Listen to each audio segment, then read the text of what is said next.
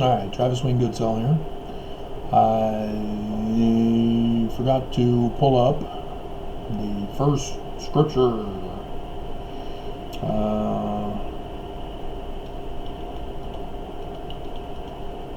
Shall a man rob God? Whoops.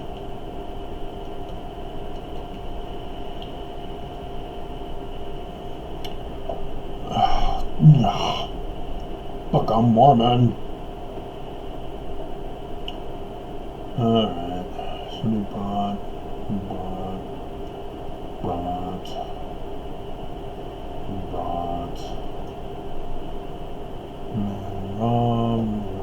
Okay, that was a failure. Let's try another way. New Testament, preface, Matthew, and okay. Alright, day cometh that shall burn as an oven. Will a man. Alright. Okay, Malachi chapter 3, verse 4. We're going to do some scripture study. Not too deep, because you guys can't handle it, apparently, Mormons. And so we'll just stick to the English research. Will a man rob God? But yet ye have robbed me. But ye say, wherein have we robbed thee? In tithes and offerings. He's distinguishing between tithes and offerings. Pay close attention, Mormons. Ye are cursed with a curse, for ye have robbed me, even this whole nation. Bring ye all the tithes into the storehouse. What's the storehouse? That's where you store the extra grain or food that can be preserved for a period of time. It's mostly grain, because that can be preserved, as people would make their own bread. And so you need to understand, Mormons, why the Church of Jesus Christ of Latter-day Saints made this huge change. Because they're not following the Old Testament as they're supposed to be, as they claim that we're a restoration of the old church. No, they're not. Not if they're not following the old church. They're not restoring the old church. They're creating their own church with their own rules. And, if you still don't believe me that a storehouse is for food, that there may be meat. So, yes, this is for the poor. That's what the storehouses are for. And so tithing was specifically for the poor. The other offerings had to do with the temple offerings outlined in the law of Moses. So is that clear? We don't have the law of Moses anymore because of Jesus. And so as a result, there's just tithing. And it's supposed to be for the poor. Okay. You with me? Or are you thinking that you can shun my video by putting a thumbs down and then realizing, hey, it doesn't show? I did that on purpose, thanks to YouTube making that change. And it's doing very well. It's preventing all you Russian trolls and Mormon trolls from thinking that you can shame me in front of others by having a whole bunch of dislikes, so that people will go, oh, okay, well, dislikes, alright, I guess I shouldn't watch it. People are dumb. Mormons. Alright, let's see. I should be able to type in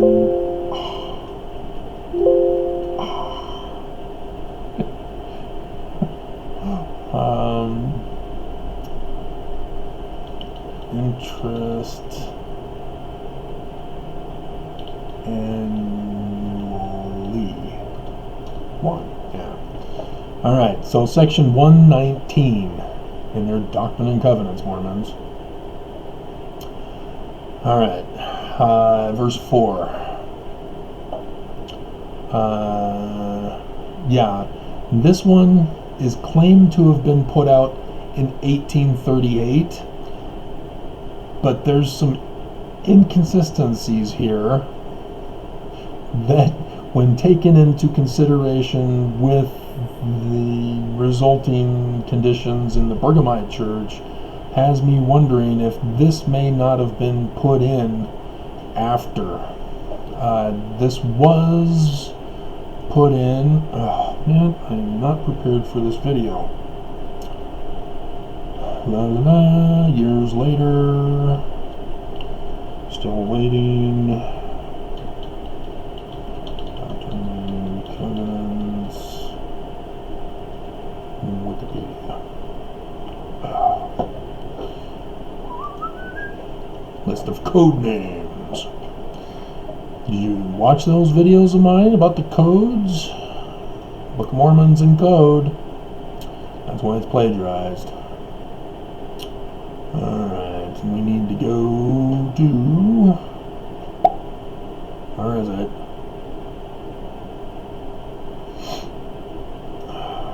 Okay. 1844. Yeah, right after Joseph died, they then added 119. So there's some questions for that. Because verse 2 says that tithing, verse 1 says, "Thus verily saith the Lord, I require all their surplus property." And so surplus property ties into interest annually. So it's supposed to have been surplus property to be put in the hands of the bishops of my church in Zion, for the building up of mine house, for the laying the foundation of Zion, and for the priesthood, and for the debts of the presidency of my church. This was after the failure of the bank. And so that's why I'm kind of questioning this, because The Windows of Heaven by Lorenzo Snow is what started this, and it was to pay the debts of the church. And so that's why I'm like, yeah, but he didn't present it that way in that St. George conference. And so that's why I'm kind of suspicious about the authorship of this section. But here it says, "And this shall be the beginning of the tithing of my people." It was clear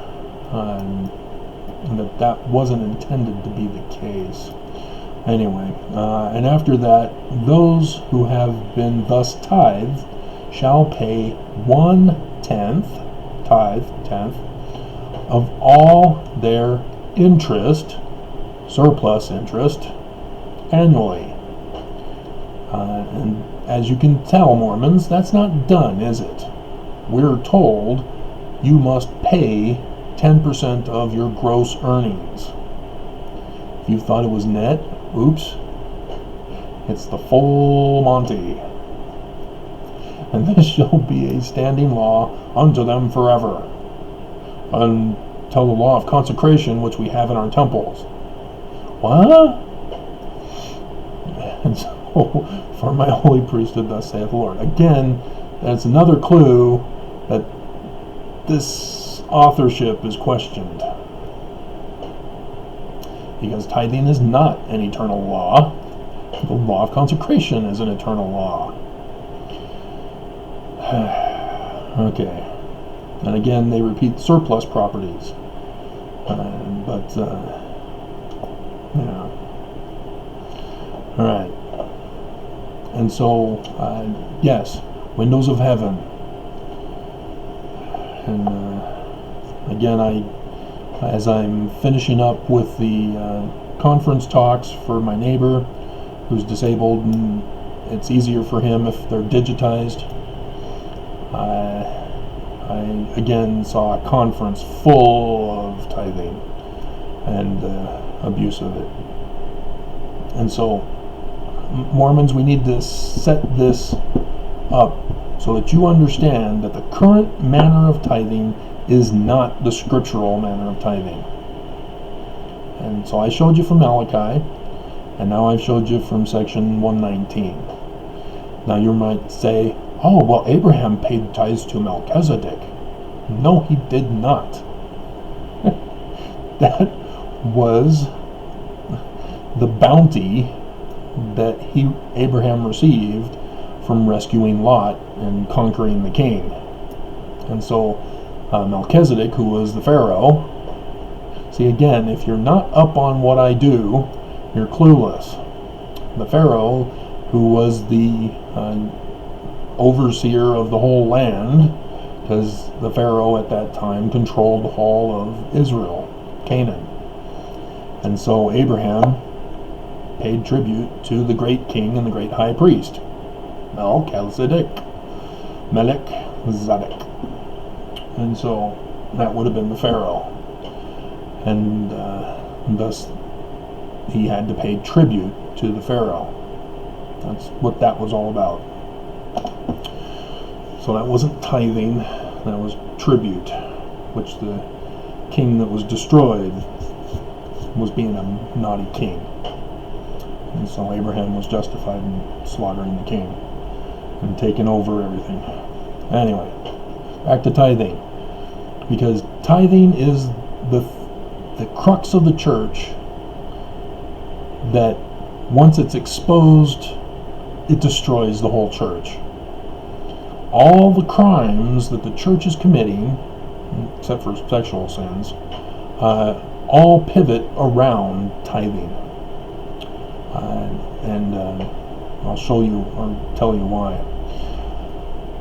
So Lorenzo Snow goes to St. George, says, hey, you guys are being wicked because you're not paying tithing.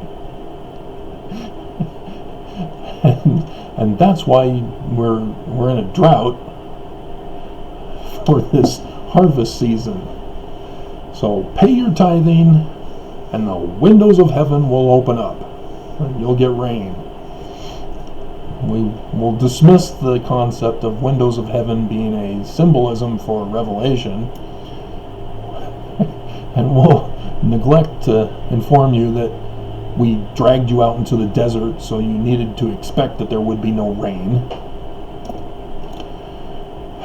Nevertheless, all of a sudden, Lorenzo Snow uses this section, but doesn't use this section when talking to them. He uses Malachi. Wherein have you robbed me? And of course, they don't use it for helping the poor.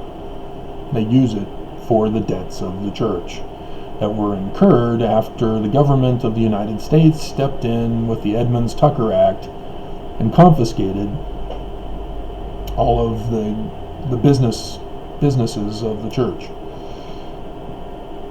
They let the church have their religious structures, the temples and the churches, but all their businesses, the brothels, yes, brothels. Did you not understand that Brigham Young could not be satisfied with the multiple women he acquired through his ordering of the polygamy in, is it 1852 or 3?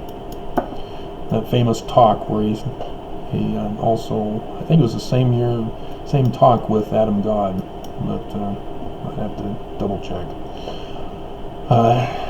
And then blamed it on Joseph Smith, as everybody else all of a sudden got their memories back.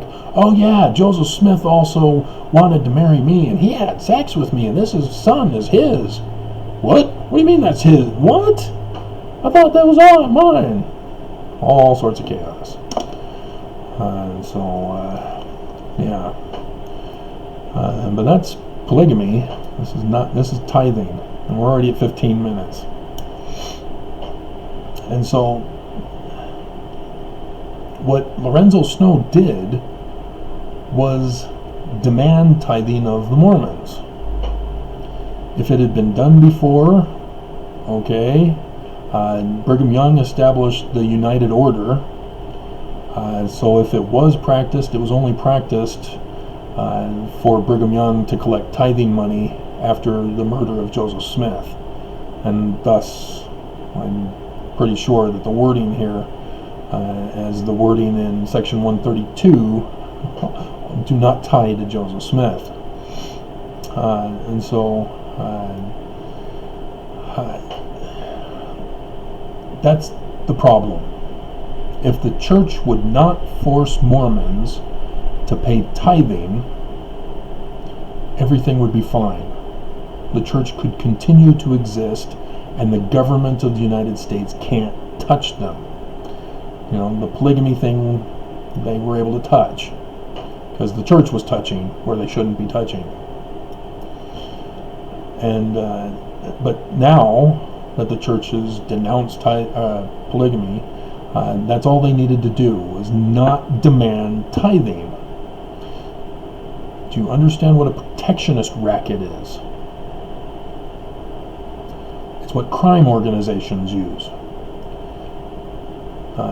The stereotype is that they run a sanitation department as their front for their protectionist racket. So what they would do is all the businesses in the neighborhood that have trash that needs to be taken out, they'd send their soldiers, as in the chart discusses, they would go out and collect the money for sanitation. And that's how it was perceived of. So the cops were clueless, the people were technically clueless unless they had a business within the boundaries of the criminal organization, because the criminal organization would take a little bit extra, quite a lot sometimes, from the companies for their protectionist racket. And that was an insurance payment. That's what insurance is. It's protection. And so insurance companies are a protection racket, but have been legalized by our government. Unions are also a protectionist racket, legalized by our government. It's unbelievable. But anyway, that's what the crime organizations were doing. They'd have a legitimate business and then collect extra from people as insurance. And there was obviously no guarantee of a return on the people's investment. And thus gambling. That's why insurance is gambling. That's why unions are gambling. Because there's no guarantee they're going to protect anybody. And so businesses that did not pay the protection money, oops, your window got broken. How'd that happen? Huh. You know, if you'd paid up on your monthly dues, this might not have happened. That's how it works. And that's a crime. And so that's what the church is doing with tithing. You know what you call it, Mormons. Fire insurance. We pay our tithing because of the other chapter in Malachi. The day is coming that shall burn as an oven. And everybody thinks, oh, I got to pay my tithing to prevent from being burned in the second coming. That I'll be like Daniel in the furnace. It was actually Meshach, Shadrach, and Abednego. But regardless, no, guys, no. Tithing was supposed to go for the poor, and the church turned it into a protectionist racket. And that's where they go wrong, because Mormons, we can't go through the temple if we're not fully paid on our tithing. At the tithing settlement, the bishop asks, are you a full tithe payer? No. All right, hand over your recommend. What? Yeah, you can't go through the temple unless you're fully tithed. That's a protectionist racket. You cannot participate in the religion unless you're paid up. That's a crime, Mormons. The church is in big trouble for this. And it's made worse when 8-year-old kids have to begin to pay tithing until they're an adult, where they have to continue to pay tithing, but children also are forced to pay this protection racket. That's child labor law violations and crimes against children and so on and so forth. And so do you understand now how the church is getting themselves into huge trouble? I mean, this is serious stuff. And as much as I am an animated person, a real character,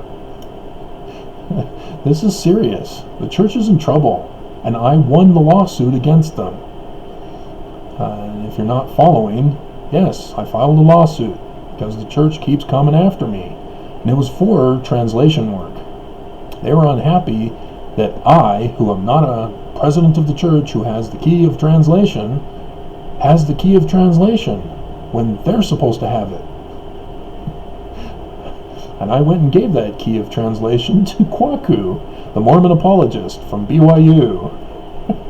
And he didn't do anything with it. He deleted my comment where I gave him the key.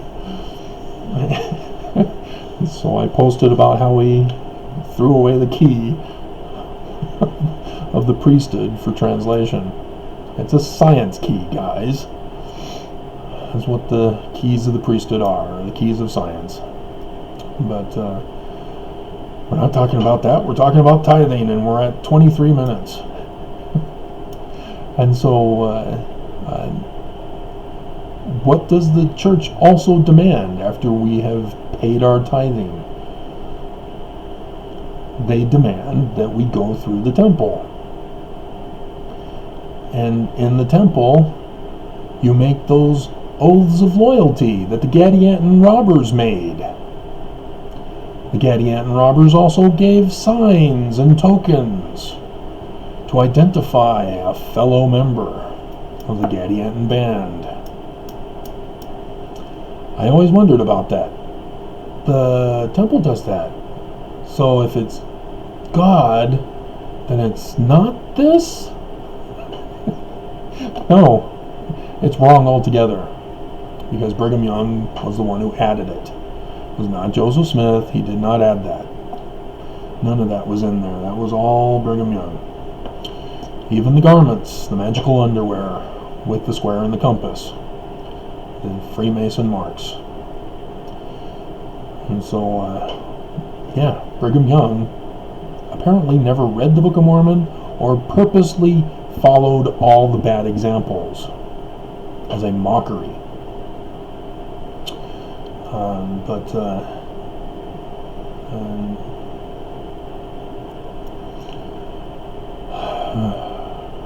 that's the saddest part, is realizing that your church is the church of the devil.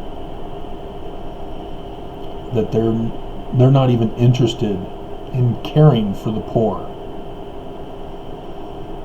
This $100 billion in tithing scam that the church was pulling, people say, well, fast offerings are for that.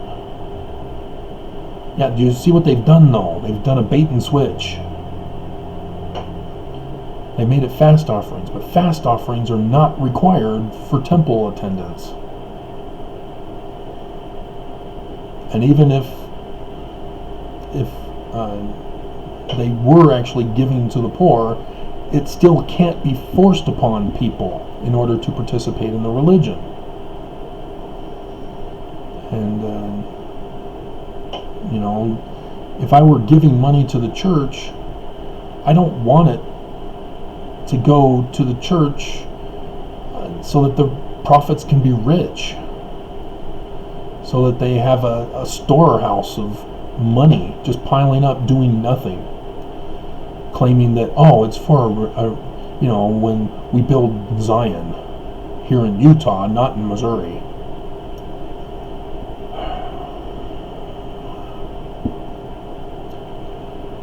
And it's frustrating, angering, infuriating to watch our Mormon governor, Gary Herbert, persecute the poor. The whole Gateway Mall into Operation Rio Grande, and then to the shelters, and then now to the food tax. Mormons are trying to exterminate the poor and the homeless. And then you hear Gary Herbert lie. Oh, well, they get tax benefits. How many homeless people pay taxes? Exactly. And then you realize, or I already realized it for a long time and I've been warning you, but when you realize that the church is the church of the devil, then you realize that everything that Mormons are doing in this valley is taking away agency, just as Lucifer wants. That's Lucifer's doctrine. Having commandments coming out your ears, taking away agency, forcing people to do things. And that's what tithing is. You're being forced. And then you have to give a loyalty oath.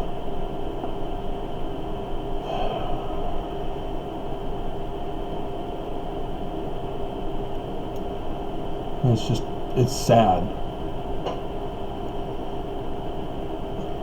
You know, I was born listening to Benson talk about how we were the royal army of the Lord, saved from the premortal existence for this day and time. And it turns out we're in the wrong church. Because we had always thought, oh, I was real good to be put in God's true church. Well, what does it mean to be put in Lucifer's church? Because Mormons, you know very well, you considered blacks to have been the fence sitters in the premortal existence. Bruce R. McConkie's Mormon doctrine, in its original edition, is still out there. And so guess what? If Mormons are in the church of the devil, and you guys had always believed that those who are part of the church of the devil were not the very brightest in the spirit world, changes your whole perspective, doesn't it?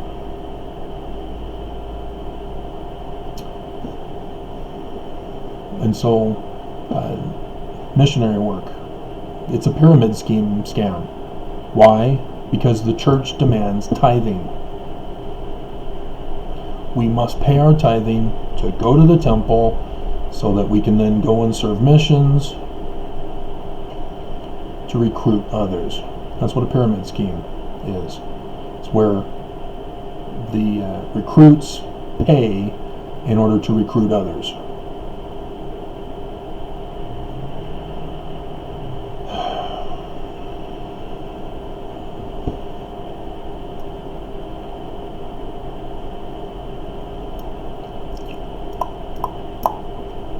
And so, do you understand now how the gospel principle of tithing from the Bible, even in section 119, which has a questionable author, is completely different than how it's practiced today?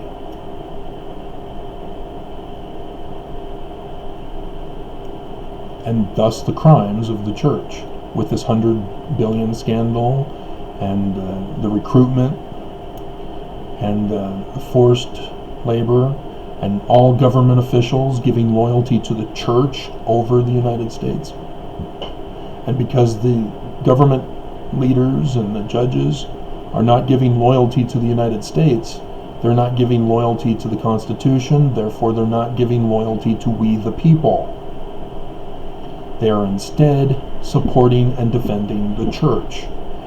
And so, yes, Governor Herbert comes out after saying, we're arresting those who are protesting this food thing and the homeless, and now comes out and says those who go to BYU are not going to have to pay extra in tuition. We're going to pay these universities with the money that they lose, because that's what he's doing.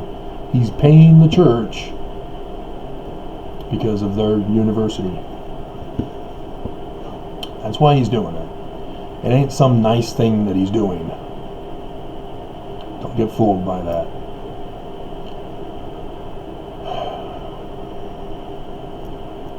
This is his election year. This is his final year. He's quitting after this. So he's going to do all sorts of things to protect and defend the church. And yes, exterminating the homeless is a part of that. Because where did the homeless all go originally? Temple Square. The homeless used the Mormons to guilt them into giving money. And so the church doesn't like the homeless begging for money, and Gateway Mall was conceived. And the news, state news, completely oblivious. They won't even make the connections. We have no investigative journalism in Utah. It's all reporters who report what they are told to report, and nothing more, nothing less. They go to a crime scene, they don't investigate. That's the job of the police, and whatever the police tells us, we will report. And so every single time the person is cooperating with police or is not cooperating with police, clueless or thinking that we are all dumb, forgetting about Miranda. You have the right to remain silent. Anything you say will be used against you. And in Utah, if you don't say anything, that's going to be used against you, because only the guilty won't say anything. And then they'll even do hand motions. Oh, he made a nod. Oh, God. There's just so much corruption. Once you realize you're in the wrong church, and not just the wrong church, but the actual Church of Lucifer, as defined in the Book of Mormon, everything is opened up to your eyes as you see everyone following Lucifer's plan of happiness, taking away agency. So, sorry this went longer, partly because I wasn't prepared at the beginning, but I hope you understand, tithing is the keystone of the crimes of the church. A true church of God does not demand tithing, does not demand money of any kind. As Isaiah says, come buy and eat without money and without price. He's not referring to food, but he's talking about taking care of the poor and the homeless in the same context. That we are supposed to give freely to elevate the poor out of poverty. And that's what it means with the windows of heaven. Because if more people are prosperous, more people are able to give to those who aren't, and then not as much as needed once everybody's equal. There's no need for any money to be given at all, because there's nobody poor anymore. And that's the intention of the storehouse program. That's why I created my new economy based on that storehouse program system. But I'm lucky if I can get 50 people to watch one video of mine. So, alrighty. It's not God's church if you're forced to pay money.